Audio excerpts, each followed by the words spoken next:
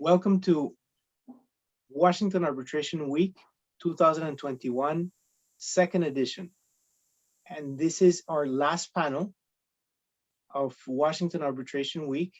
And I would like to basically share with you that this panel has an incredible lineup of experts and our moderator who will present each one of the panelists.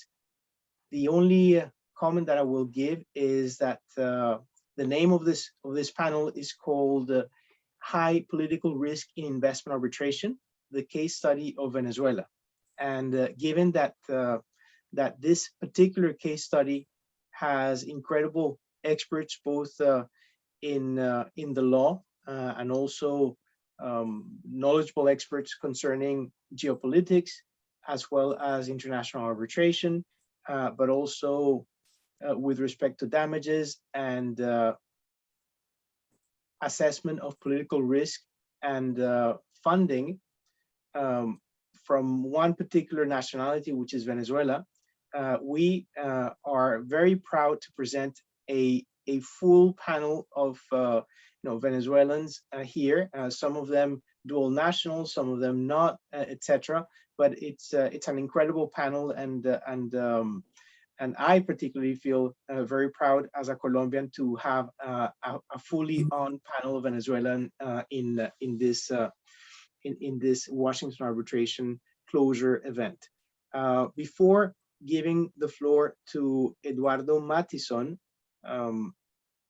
I would like to share with you that this full program was put together by an incredible editorial team, which also includes Eduardo Matison, but also includes various individuals who I would like to give great credit, including Maria Lucia Casas, who I believe you know from Extrategy, Munia El-Harti Alonso, also from Extrategy, Daniela Janu from Georgetown University, Ian Laird, my co-founder from Crawl and Mooring, Anaïs Leray from Extrategy as well, Eduardo Matison, who I have already mentioned, Marian Susana Namen from Extrategy, myself, Ashley Rivera from Crawl and Mooring, and Ana Milena Vives. In addition to that, I would like to give enormous thanks to our advisory committee, including Met Kinnear, ICSID Secretary General, Borzu Sabahi from Curtis, Chip Rosenberg from King and Spalding, Gaela Gehring Flores from Allen and Overy, Lee Kaplan from Arendt Fox, Maureen Carlson from Sidley Austin, Kelby Balena from Allen and Overy, and Lucinda Lowe from Steptoe and Johnson. Other than that, it has been a great week. We have received several inquiries about the topics, and what we can say is we can try to uphold our promise to do next year also a more expansive hybrid event. This year we had 2 sessions hybrid, and hopefully if things go well, we'll be able to be both online and in person. The idea would be to have at least 5 sessions in person, and based on the numbers, we strongly believe that we will not kill the online version, because we think that we can reach out to more people by having it online as well. So for instance, yesterday we connected with people in Vienna who were watching the Washington Arbitration Week at 11 o'clock at night there.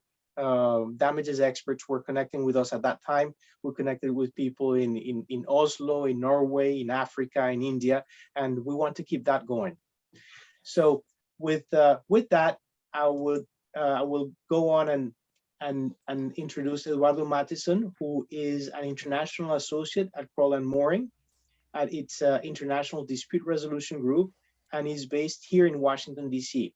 He also works closely with the firm's International Trade Group, and he focuses mainly in international arbitration. He has experience representing clients in international investment, commercial disputes before the ICSID, the ICDR, the ICC, and several other rules, including the ancestral rules. Eduardo also has experience representing foreign and domestic clients in Foreign Sovereign Immunities Act litigation, including victims of terrorism.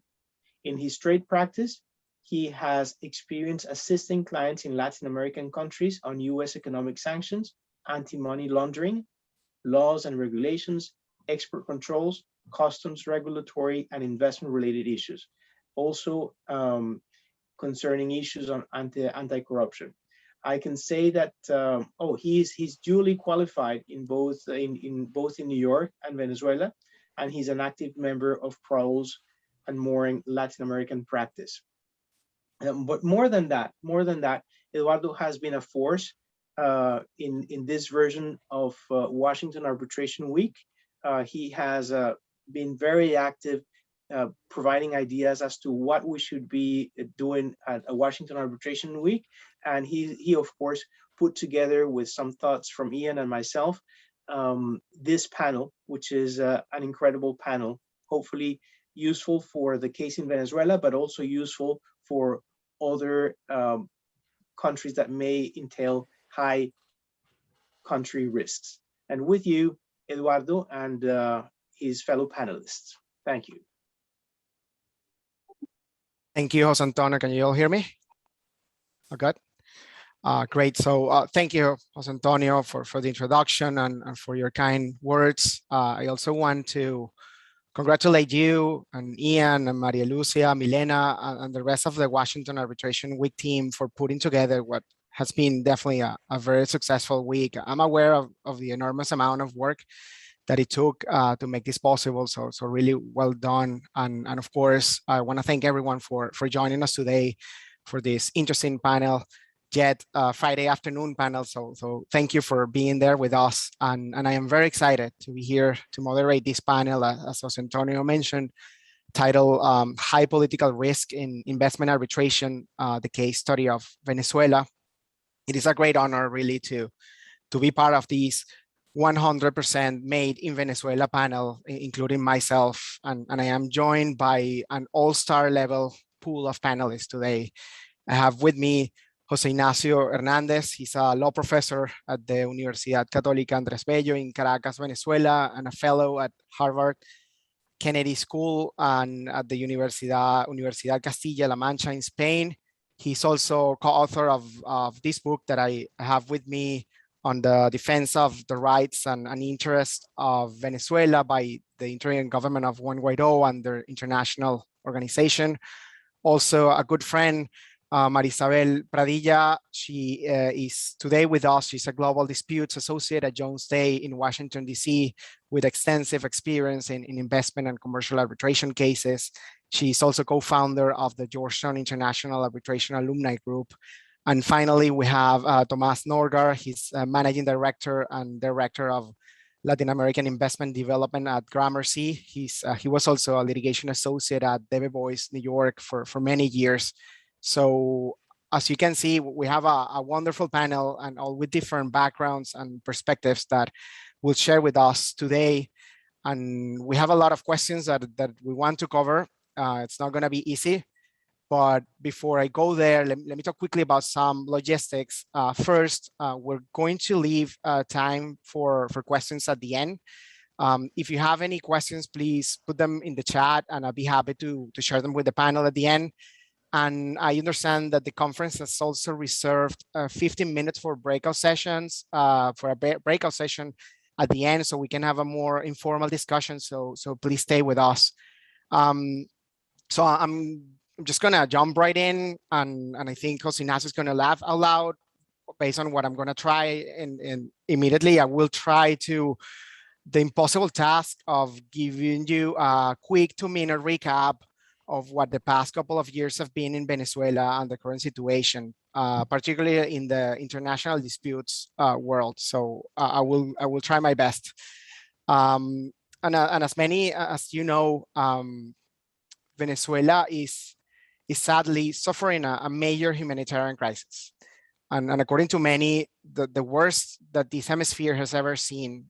In fact, According to the OAS Working Group on the Crisis of Venezuelan Migrants and Refugees in the Americas region, around 5 to 6 million Venezuelans have been forced to flee the country as a result of political turmoil and human rights violations and a collapse of the economy in recent years. And as many of you know as well, in January 2019, over 50 countries, including the US and the UK and Canada, many others, and even international organizations like the OAS and the Inter-American Development Bank, they recognize the Venezuelan legislature, the National Assembly, as the only government institution democratically elected in Venezuela. And even more importantly, they recognize the head of the Venezuelan National Assembly, Juan Guaidó, as the interim president of Venezuela until free elections can be held, which hasn't happened yet. And this is, of course, for obvious reasons, this is a big deal. And because Venezuela was, well, back then and still is involved in dozens of complex arbitrations resulting mainly from a wave of expropriations and other measures that took place during the Hugo Chavez years in 2000s and the early 2010s, which continue under Nicolás Maduro more recently. The recognition of Juan Guaidó as interim president and the issue, just to give you an example, the issue of who should represent Venezuela in these arbitration proceedings, that of course quickly became a question of law. And today, the reality that we have is that if you ask how much does Venezuela owe between arbitral awards and outstanding bonds and loans from countries like Russia and China and others, etc., if you look at Venezuela's external debt, it is estimated to be as much as $140 billion. That's where we are right now. That's a reality today. And so with all of that said, I will stop here. And I will start by asking the person who had to take over and handle about 60 or more of these arbitrations all at the same time.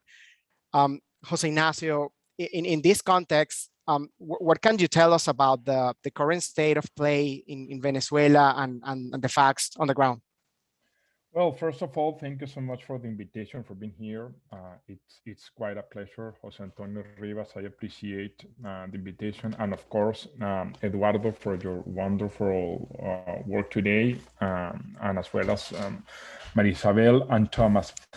Following my advice, the advice that my medical doctor gave me, I am not going to talk about Venezuelan politics. I am going to talk about briefly about what is the current situation of the Venezuelan economy. And to talk about this, we need to be clear about how Venezuela collapsed. There have been different versions of how Venezuela collapsed. According to one version, Venezuela collapsed due to the drop of the oil prices. Another version states that Venezuela collapsed due to sanctions.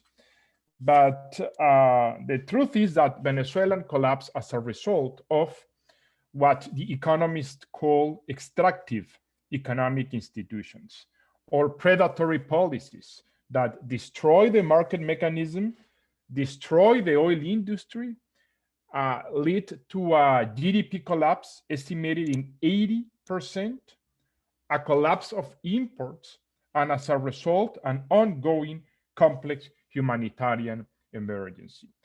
In economic terms, it is necessary to look for countries that are facing terrible wars in order to have a comparison of the Venezuelan economic crisis. For example, I say that the GDP collapse is 80%. This is a greater collapse that the Great Depression hit in the United States, a greater collapse than the Spanish crisis during the Civil War.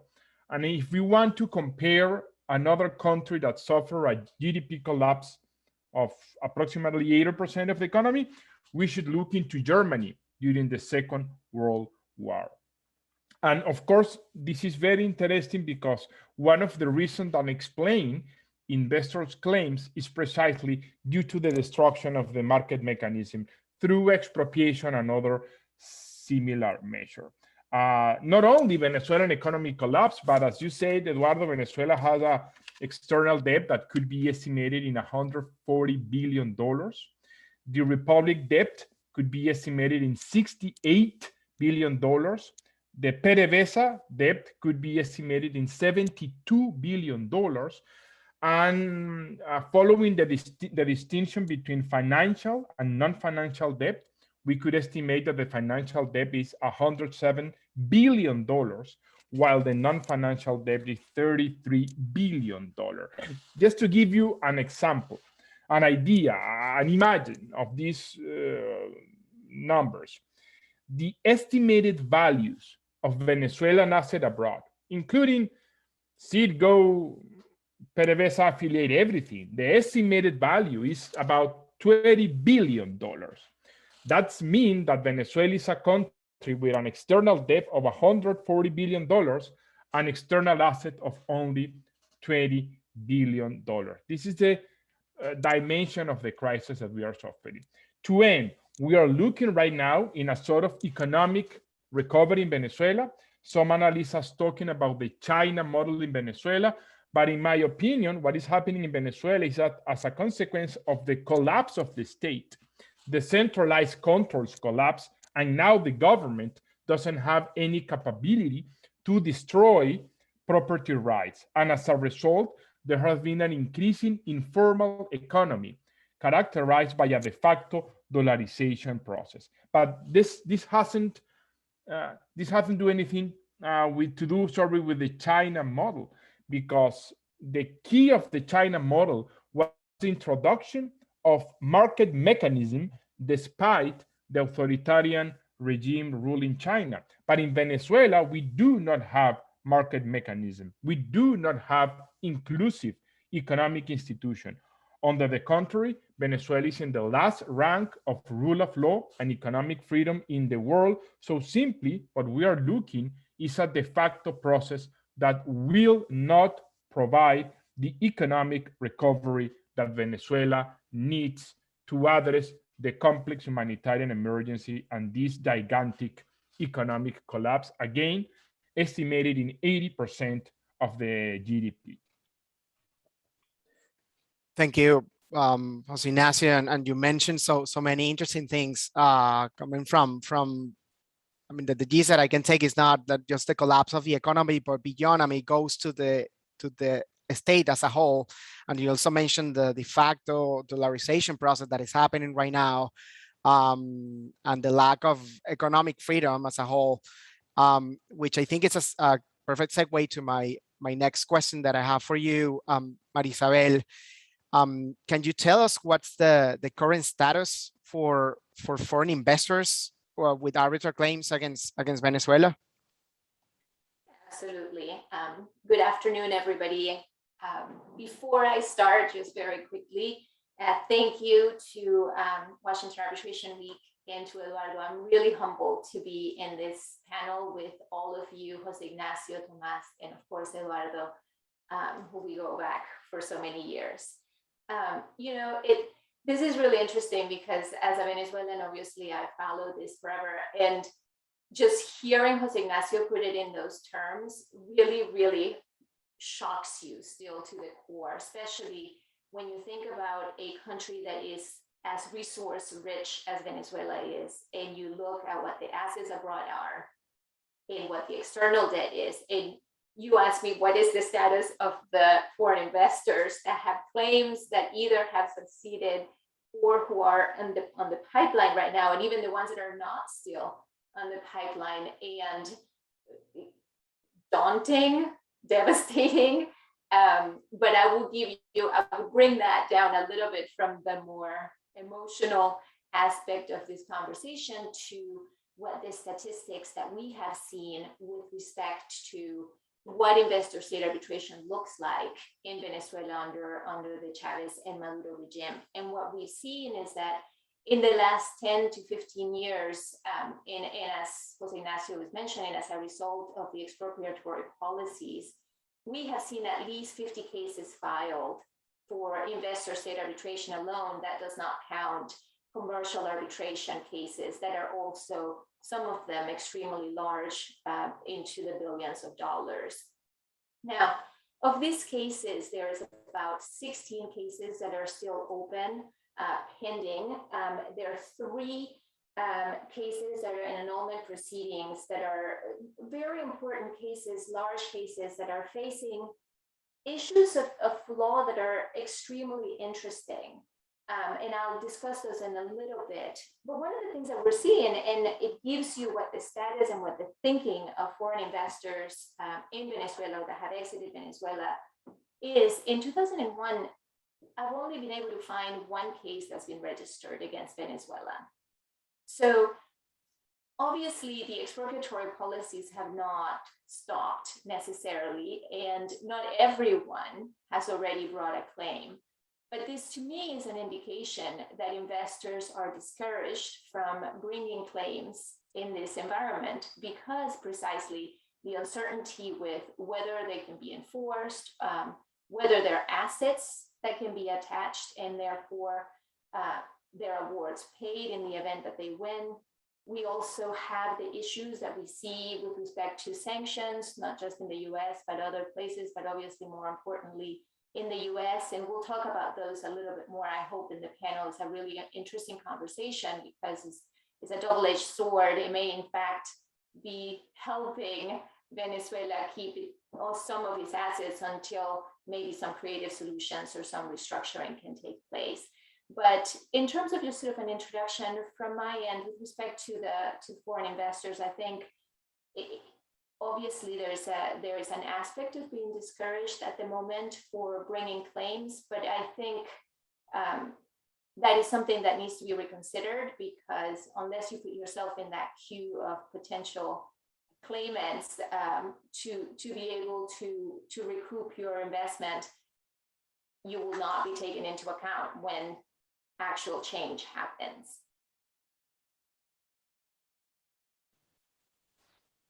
Thank you, Marisabel. And this is very interesting. And yes, I would like to touch upon the sanctions aspect. We'll talk about it shortly. But before we go there, I wanted to ask you, Tomas, maybe the obvious, the easy, not necessarily easy question about based on what Jose Ignacio and Marisabel mentioned about the total external debt, the number of cases that either are still, I mean, either in the enforcement phase or the annulment proceedings.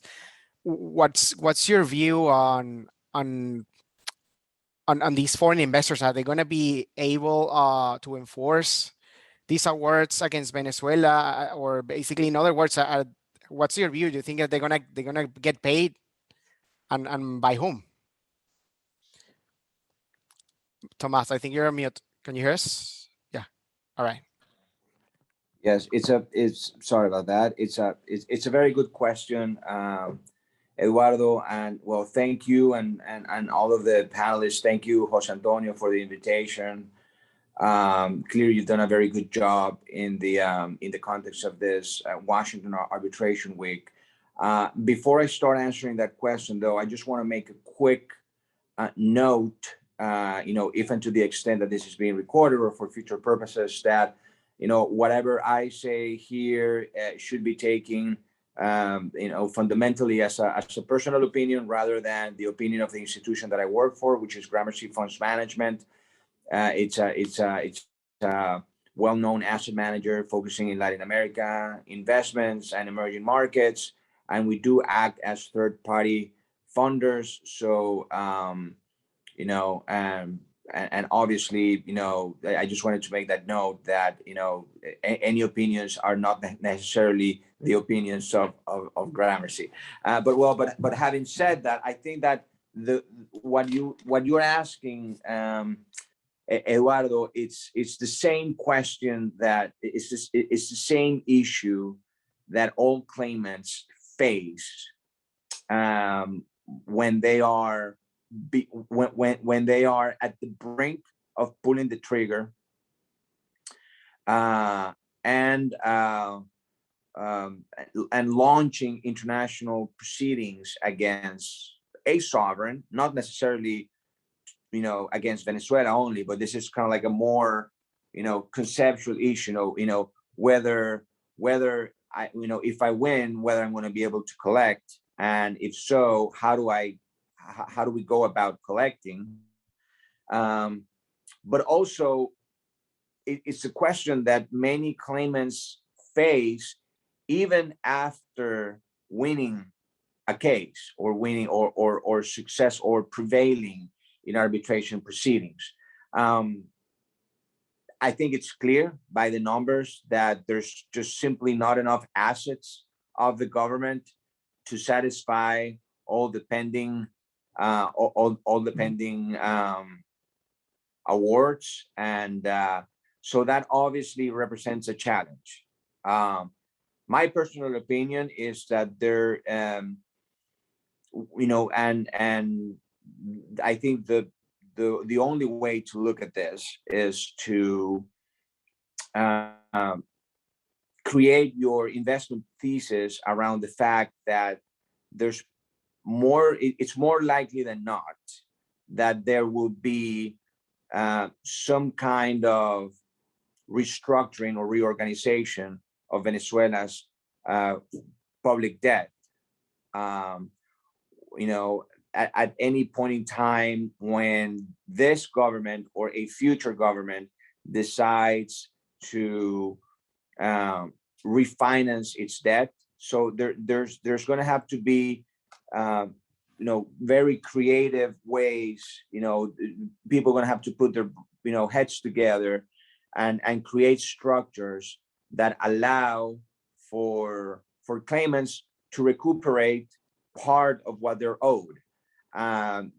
Be that as whether it is through the issuance of new public debt, returning some of the assets in the process of trying to reactivate local economy, and maybe even providing some cash to investors that are not necessarily prepared to come back, to go back and operate the assets that they were once expropriated of. So, having said that, I think that the way that we see this is more of a macro view, and in a way, it's going to be quite dependent on whether you are associated or working with institutions that can, adequately represent you in that restructuring process.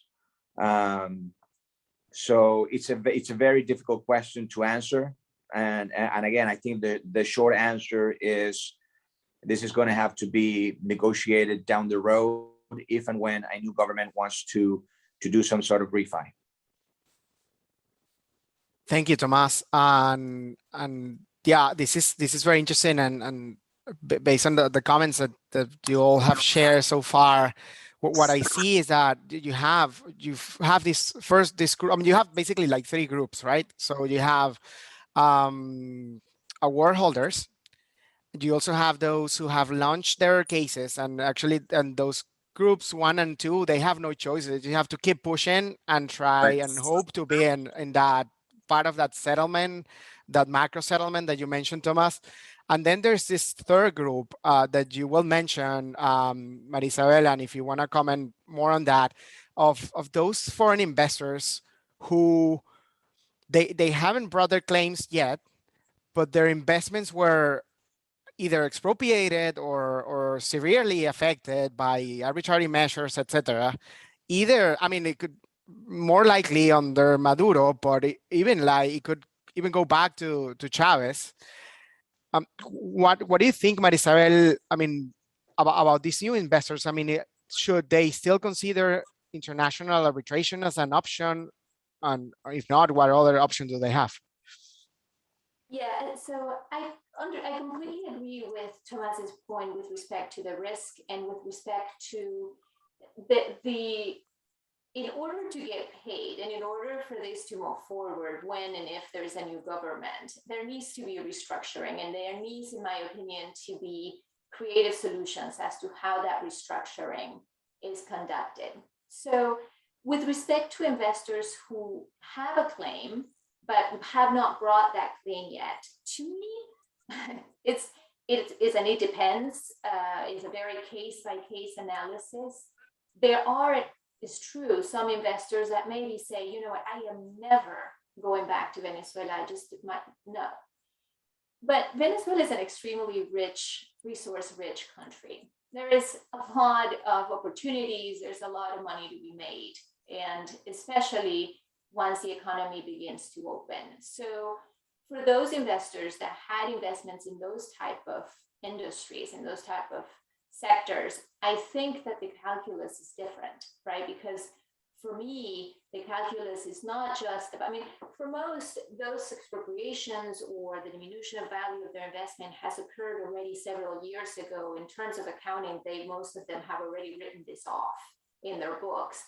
But what is the opportunity that you can have going forward, not so much to recoup only the money that you lost, but to actually be on the ground when the economy begins working and when you can actually make this investment go.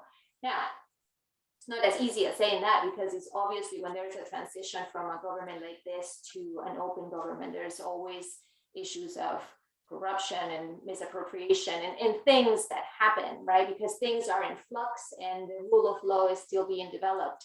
But I think even with that,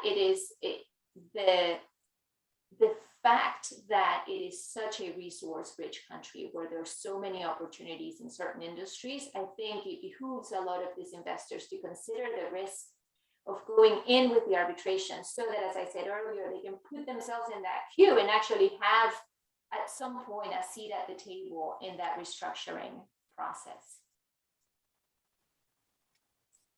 It's very interesting, and I think I mean you mentioned it, and I think we talk about it in our preparation for the panel, that you still have, even in some cases, investors whose assets that maybe they weren't like formally confiscated or expropriated, and they still have factories, like retail offices. I mean, they still have some presence. I mean, sometimes they even have a structure. Maybe sometimes what they did is that they took over the entity, but I mean that they're still, I mean, that's still, it's pretty recent, and you can still see it all over the country. I don't know if does anyone want to comment on Marisabel's thought? Any comments, Jose Ignacio or Tomas? Well, the one thing, very quick, 2 seconds, that I was going to say is that I really couldn't agree more with what was said. I mean, on the last category of investors, right? The ones that have technically a claim, or what they think is a claim under international law, and they are still, quote unquote, undecided of, whether to launch international arbitration proceedings against Venezuela. It's obviously, it's kind of like a, it's a judgment call. They may have reasons not to initiate proceedings, and those reasons could be very valid. But my personal opinion is that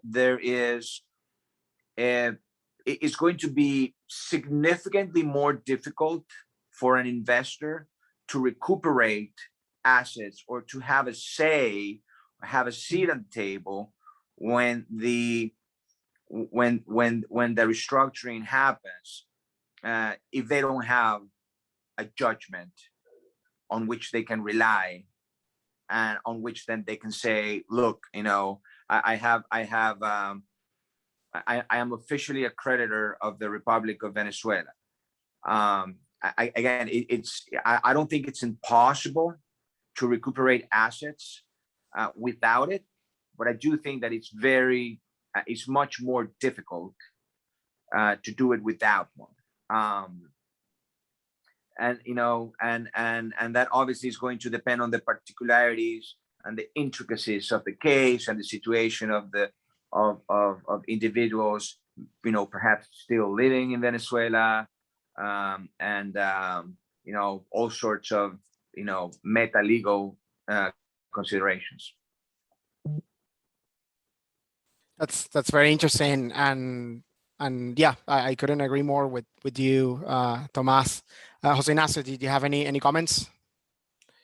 Yeah, I agree with Marisabel y Tomás, particularly from the perspective of how the Venezuelan debt renegotiation could be implemented. The Venezuelan public debt is similar to the Iraq case, because as I explained, it's not only based on traditional financial instrument, but also on unconventional financial titles, as precisely is the case of the non-financial debt and debt resulted from expropriation and other similar measures. Therefore, once the debt renegotiation process starts, it will be necessary as a first step to advance in a debt reconciliation process. Again, similar to the process conducted in Iraq. And the debt reconciliation process will distinguish clearly between two types of claimants. Claimants that have a title with a compensation amount, of course, financial debt, a note, a bond, or claim based on rulings and arbitration awards, and regrettably, claimants that do not have any title with the amount of the compensation owed. In that second category, it will be necessarily as a preliminary condition to enter into the reconciliation process to implement a mechanism, quasi-judicial one, to adjudicate the dispute and to determine the amount of the compensation that Venezuela owns. Therefore, claimants that have a title, for instance, an arbitration award, will be in practical terms in a better position once the reconciliation process starts. Otherwise, it will be necessary first to determine, again, the compensation. And in that quasi-judicial procedure, it should be recalled that not only the foreign investors will participate, also the domestic investors. And we are talking about the destruction of an economy, and that procedure to adjudicate compensation claims will be a very, very complex one. Therefore, claimants with a title and arbitration award will be, or an arbitration procedure pending decision, will be in practical terms in a much better position. Thank you, Jose Ignacio. And I want to go back to you, Marisabel, on something that you mentioned and your first comment about sanctions. And I don't want to get into the rhetoric of, because there's one view that the collapse of the economy in Venezuela is because of a sanctions program. I don't want to get into that, Jose Ignacio. I think it was very detailed explaining why this happened. And I mean, we will know, and this is something that goes even back way before the sanctions program began in Venezuela, but specifically on the OFAC context and their impact on award holders. What we do know today is that you have, the government of Venezuela, quote unquote, on the Maduro regime, under Maduro, PDVSA, most of the top officials, including Nicolás Maduro, they're, if not all, most of them are designated by OFAC. So my question to you is, how do you see, what's the impact today, not on that future restructuring process, but today, what's the impact of the sanctions program especially on these award holders and overall foreign investors that maybe don't want to wait, that they want to get paid today? Thank you. That's a very complex question, because it's one that, again, is on a case-by-case basis. But before going to the OFAC question, I just wanted to say one last point on the last bit we were talking about. Sure. In the calculus of an investor with a potential claim. Generally, when you are an investor with a potential claim, you think, am I going to want to go back to that country? If so, then I don't want to do an investor-state arbitration, because I'm essentially shutting my door to that country. Interestingly, that is not the case here, right? So that doesn't necessarily go into that calculus, even if there is some sort of government that is combined in some way. The idea, I think, is that if the restructuring occurs, is that negativity or negative connotation to investors that have brought cases against Venezuela will not be the same as in other countries where the economy has collapsed in the way it has collapsed here. With respect to OFAC, so we all know about sanctions, and we all know that under those sanctions, those assets are frozen and they cannot be used to pay for these awards. We also know that companies can apply for general licenses to try to get permission to be able to use those assets.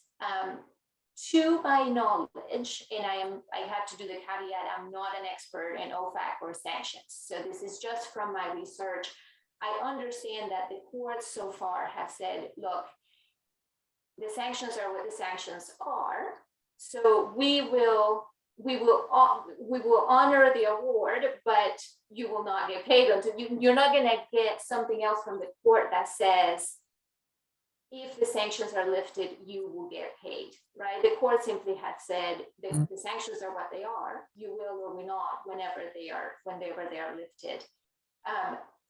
But from another perspective, not necessarily the investor's perspective, I feel it is actually protecting for at least a short period of time Venezuela's assets outside, protecting it pretty much from everybody until there can be a solution. Because as we were talking earlier, if 20 billion of that goes of the assets that Venezuela has outside, let's say it's 20, let's say it's 30, let's say it's even 50 billion, whatever that number is, it's still not even enough to pay for all the award, for all the debt that is there, right? So at the end, everybody loses if this is paid in this moment without some sort of restructuring. So to me, while sanctions are difficult and they are definitely an obstacle for getting an award paid at this moment, I think in the long term, if there is in fact a restructuring, they could actually be protecting some of those assets at this moment.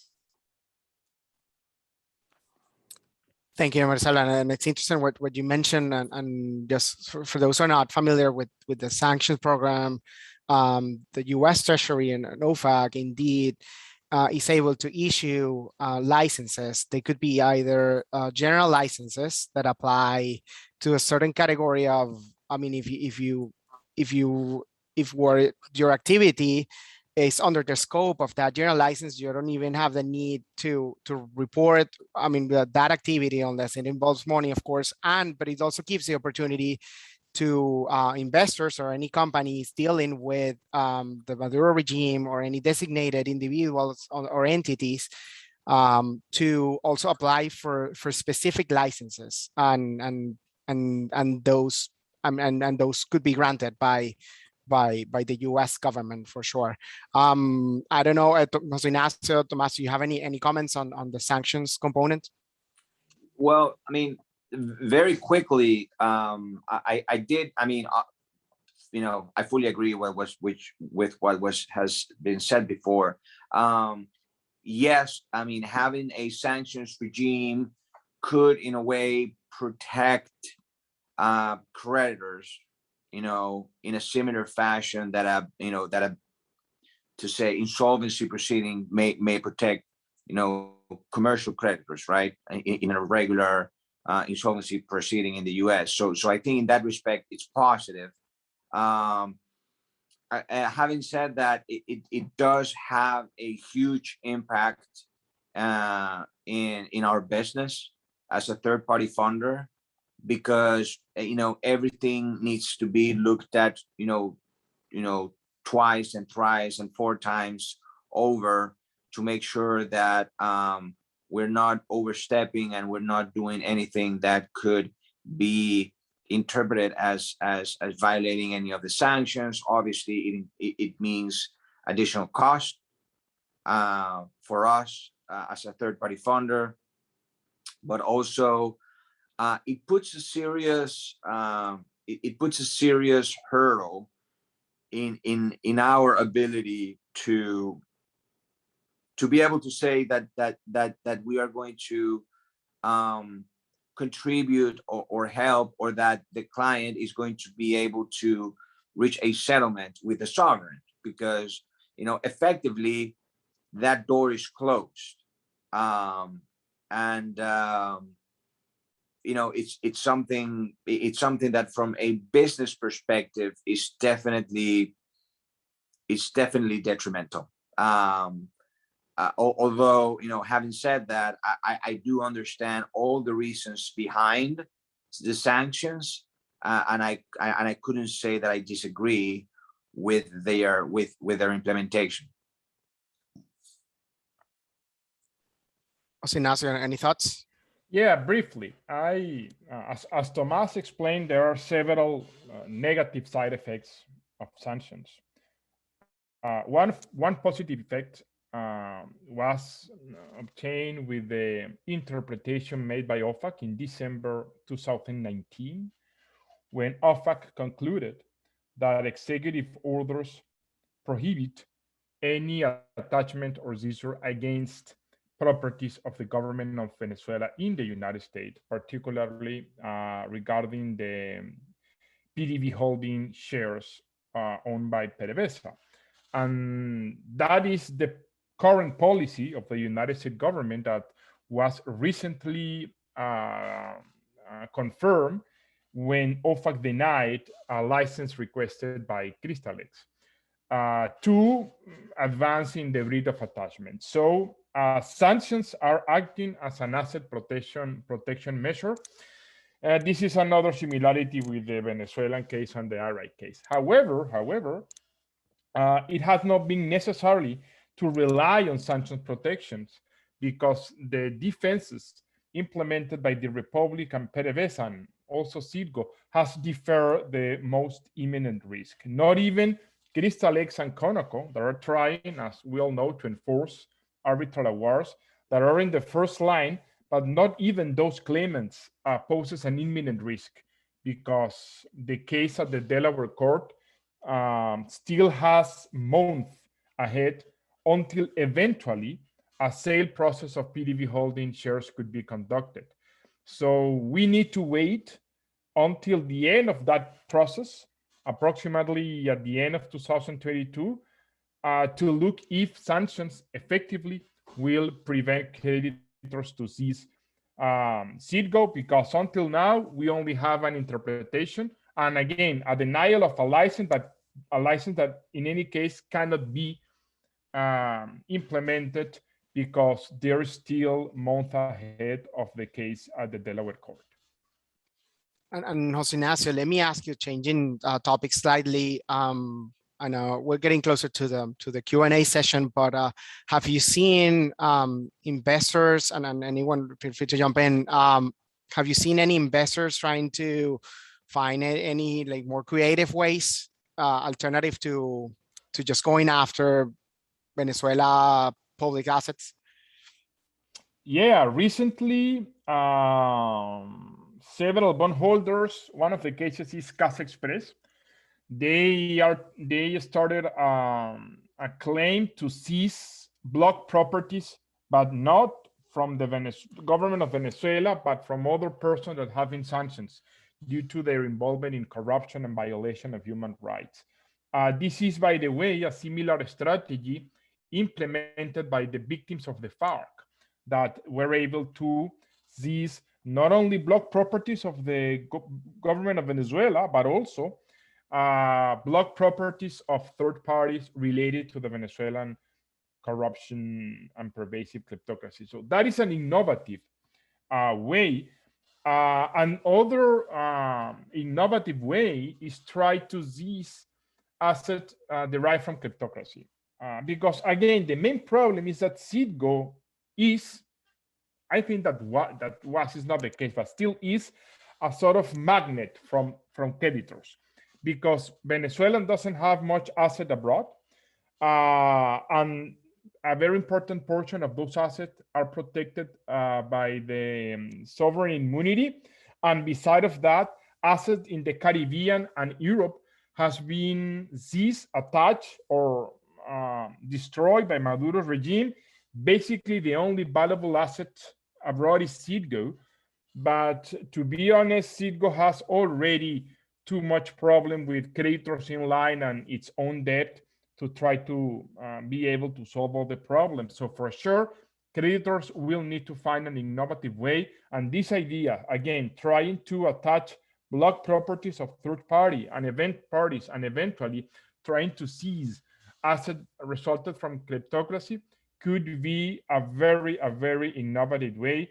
And in my personal opinion, the probability of successful in those innovative case is higher than the probability to have any success trying to seize Citgo, because between the creditors that are already in first line and sanctions, I do not have too much expectation regarding any Citgo seizure. We'll see. We'll see. And I think my last question before we open we give the floor to the Zoom audience. But I assume that's something that is in everyone's minds. The reality on today that it's been over 2 years since Juan Guaidó was recognized as interim president of Venezuela until free elections can be held. There haven't been any free elections. But the reality on the ground is that the Maduro regime is still remaining as a de facto government of Venezuela. They still control the military and therefore the Venezuelan territory.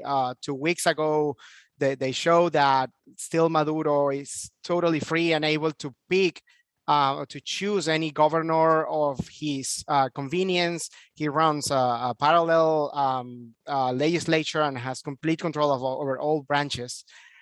And that's where we are today at the end of 2021. But assuming that there will be, there has to be some sort of political or some changes in the political spectrum in the future. How do you, I mean, considering this reality today, how do you envision that those changes, and what role do you think the investors will play there? Could be the restructuring or could be something else. Do any of you have any thoughts on what could happen and what options are left until that happens?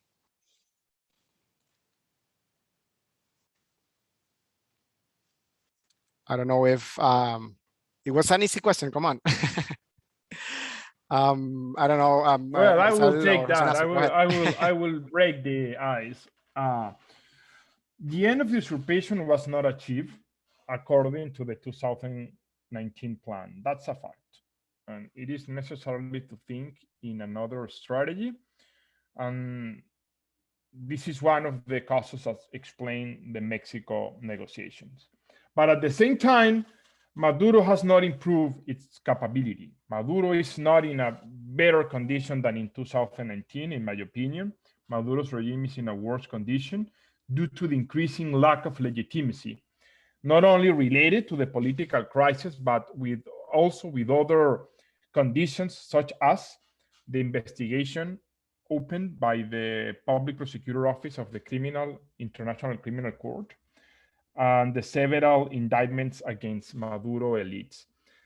Therefore, to be honest, neither Interim President Guaidó nor Maduro can do anything regarding the debt.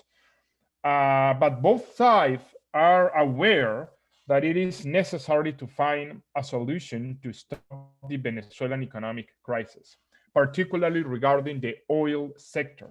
And I will say that for the very first time in the Venezuelan contemporary history, there is an increasing political consensus among the necessity to promote private investment in the oil sector. Due to the level of destruction of the oil sector and practical circumstances, because according to several estimations, the capex necessary to reboost the oil industry could be estimated between $100 and $200 billion. And the Venezuelan state, ruling by Maduro, ruling by Guaidó, ruling by whatever you want, simply do not have the capacity to invest $200 billion in the oil industry. So the main question is, how can Venezuelan economy be recovered? Maduro tried to follow this informal path of informal institutions, opaque transactions based in this anti-blockade law. He tried to promote private investment investment in the oil industry with this informal agreement. But until market mechanisms are not duly restored in Venezuela, it will be not possible to promote the private investment necessarily, not to a tiny economic recovery of 2-3%. We are not talking about that. If we really want to recover oil production at least to the level of 1999 in the relatively short window that we have as a result of the energetic transition, it will necessarily to dramatically improve the quality of the institutional framework. And for that purpose, it is necessary to restore market mechanism. And a core component, again, a core component to restore market mechanism is to restore property rights that were violated by the predatory policies of Hugo Chavez and Nicolas Maduro, not only in the oil sector, and we have claimants such as Conoco and Exxon, but also in other sectors of the Venezuelan economy, including particularly the food sector.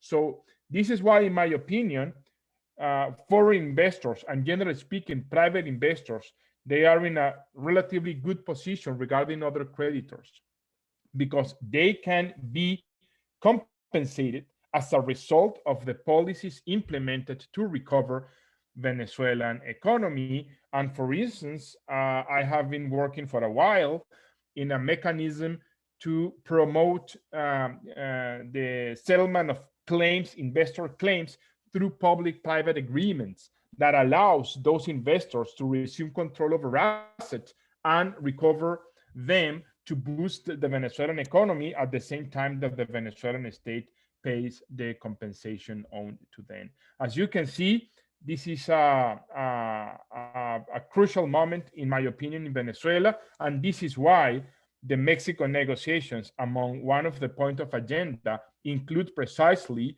right over assets, sanctions, and generally speaking, what to do with the Venezuelan debt as a binding constraint to promote economic growth in Venezuela. Thank you, Ignacio. And yeah, and you will mention that it's not only foreign investors, and you said at the beginning, it also covers domestic investors, many Venezuelan individuals and entities whose investment have also been affected dramatically, and they haven't had a resource to go to an independent judicial system to obtain compensation. I have one question from the audience. I think, I don't know, Marisabel, if you want to comment on this, I'm gonna read it.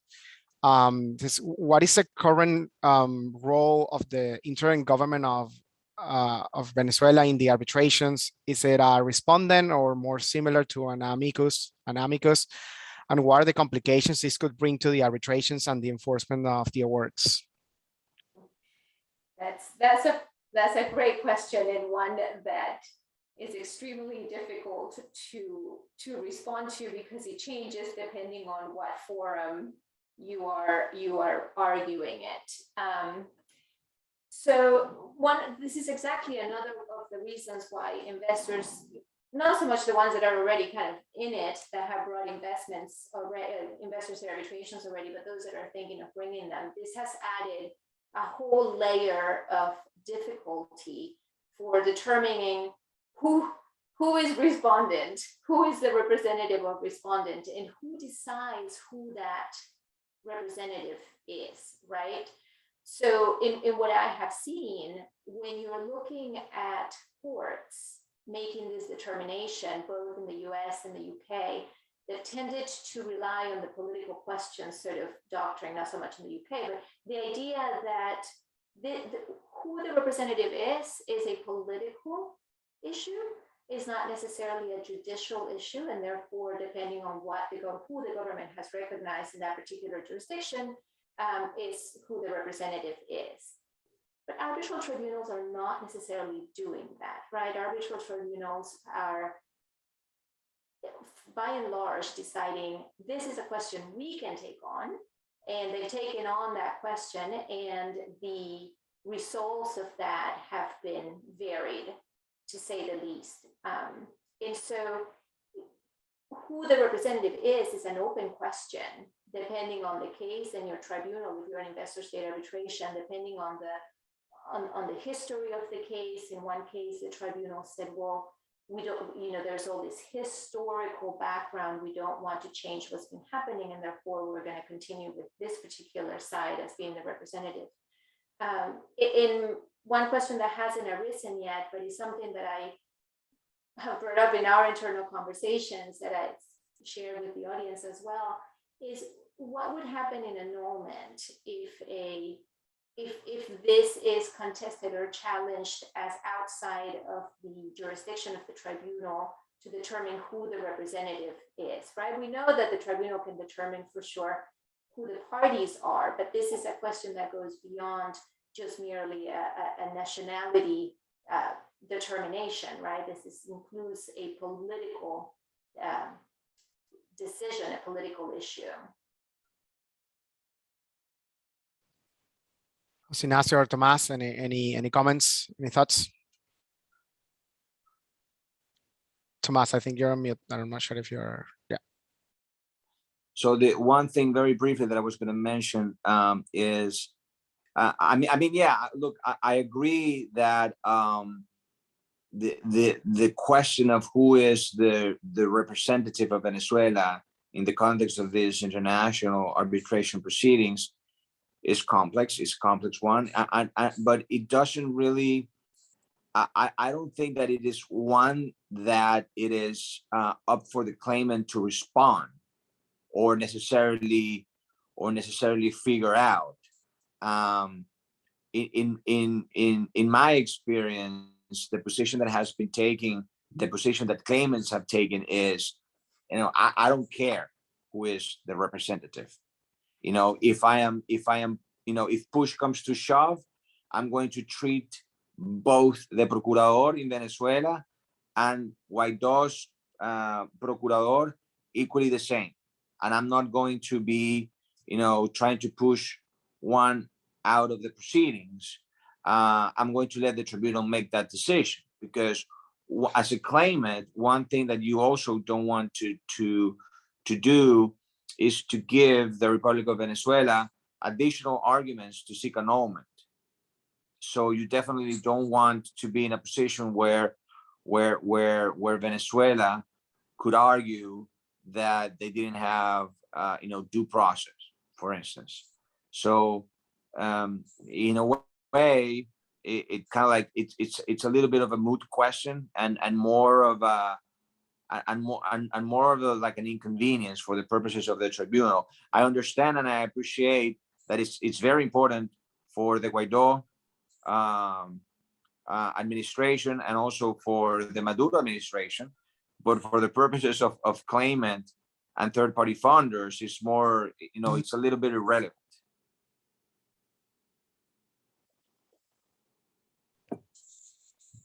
Jose Antonio, do you want to comment, to make a comment on? Yeah, I briefly want to comment a very interesting case that is Valores Mundiales at ICSID.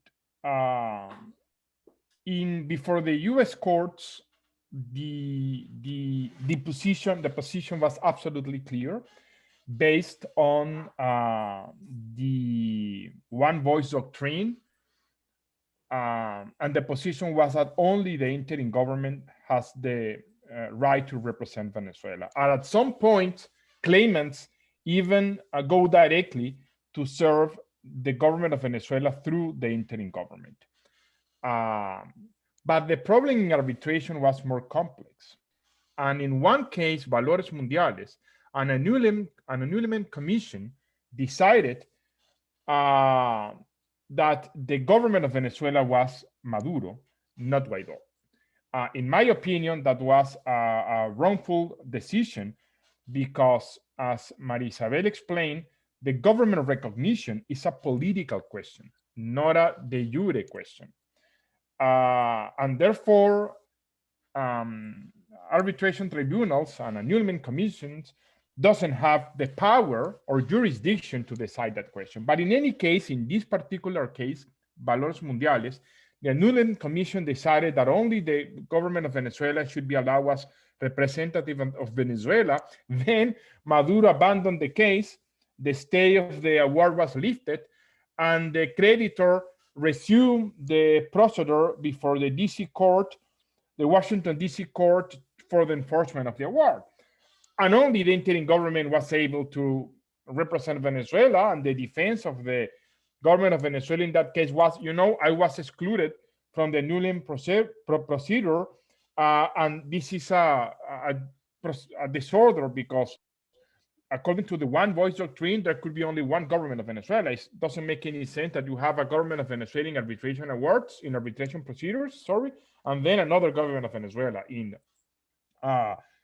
before the DC courts, the United States court, So that was the only case in which there was a real conflict between or about the representation of the government of Venezuela. Beside of that, in ICSID, the Maduro's regime has the representation of all the cases, with only one exception, which is another very interesting case, and that exception is the Conoco case that is currently in an annulment committee. And in that case, and this is mind-blowing to be absolutely honest, the government of Venezuela is represented by two governments. I mean, Maduro through his lawyers and Guaidó through his lawyer. That is a unique case. And the reason why the annulment commission take this decision was because they decided that as annulment commission, they had no jurisdiction to decide who the government is, and they decided to preserve the status quo. But what happened is that one of the law firms that were represented Venezuela under the instruction of Maduro's regime decided to follow instruction of the interim government, while the other law firm that was represented the government of Venezuela decided to follow instruction of Maduro's regime. So that is the only case in which the interim government has some level of control. But besides Conoco case, in the rest of cases before ICSID, the representation of Venezuela has been exercised exclusively by Maduro's regime. And as Thomas said, this is why, one of the reasons why, for practical reasons for investors, doesn't make any difference. This political problem of who the government of Venezuela is, because before ICSID is clearly the government of Maduro that has the representation of Venezuela. Thanks, Jose Ignacio. And it sounds like we're running out of time. But before we go to the breakout sessions, do any of you would like to share any final takeaways? We've covered a lot. I'm feeling pretty good about. I thought that we're going to be able to make it through all of the things that we wanted to cover. But do any of you have any final thoughts or takeaways? On my end, just I hope, Jose Ignacio, that what you're saying about the restructuring and what is happening with respect to investors being able to maybe exert some change, that in fact does happen in the near future, because not just for Venezuelans in general, but just in terms of the economy and foreign investors that are waiting in line to get recovery, it would be a huge, huge deal. Yes, absolutely. I would like to end with this idea. Venezuela desperately needs private investment.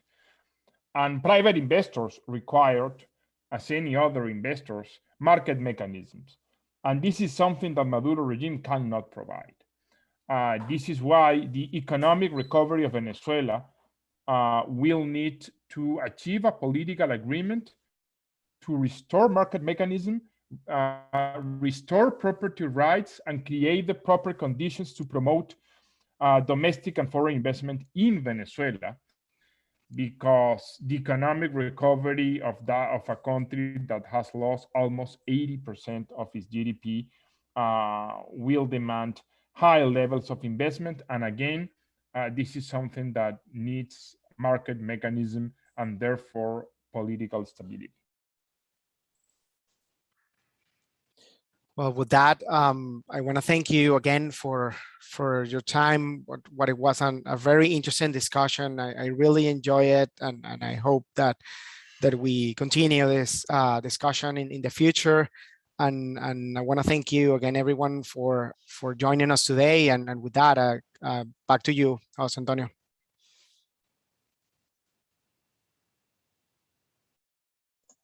Thank you so much, Eduardo, and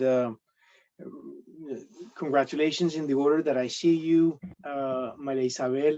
It's always a pleasure to to listen to you and the analytical tools that you bring to the table, straight out of our class in investment arbitration at Georgetown. So really good to listen to you, Jose Ignacio. Wonderful to also bring the economic, the macroeconomic perspective in which Venezuela is, and also the more policy-oriented alternatives that may not be easy, but must be there to see a light at the end of the tunnel. So I think that the theme here was country risk, but I think that you have incredibly provided alternatives out of the current situation. They might not be in 6 months, but at the end of the day, the sort of humanitarian and economic crisis cannot be forever. And of course, Eduardo, and thanks also to Tomas. I think that we might have lost him. I don't know whether technical difficulties, but Tomas also brought a very specific and concrete perspective. And I would like to say that this is a very complex issue that involves, as you put it, you all put it, a humanitarian crisis. And I really want to commend each one of you, of course, Eduardo, for his master moderation here, to bring the analysis to everyone, and also sort of, despite the fact that you must feel the whole situation in your guts, because it's definitely your place of birth, and you still must have many connections to Venezuela. So I am thankful, because it was a topic treated with huge levels of respect, and I can only say thanks. And it may be useful for other case studies regarding international arbitration and high country risks. So Tomas, I was just also commending you, and thank you for being with us. Thank you. Sorry that I got disconnected very briefly, just a technical problem, but I'm so thankful for the invitation. No, we're the ones who have to say thank you, because it's not an easy thing to do, to bring the analytical tools that you all brought and share them with the public. I think that we have a big audience, and with that, I would like to give way to our breakout rooms.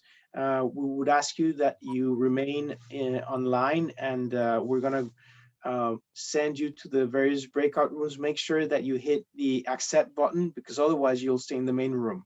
The idea of the breakout rooms is not necessarily to give counsel or advice. Simply, it's a network. It's a network opportunity. Most people want to see the stars, and in this panel, you are the stars. So stay tuned, and stay tuned also for our next Washington Arbitration Week, which will happen next year in 2022, the day after, the week after Thanksgiving. So it will happen that date. We've been locking with that specific date, and we're locking it in. So have a wonderful day, and enjoy the breakout rooms. Take good care. Bye-bye. Thanks a lot, Jose Antonio. Thank you. Thank you. Bye-bye, everyone.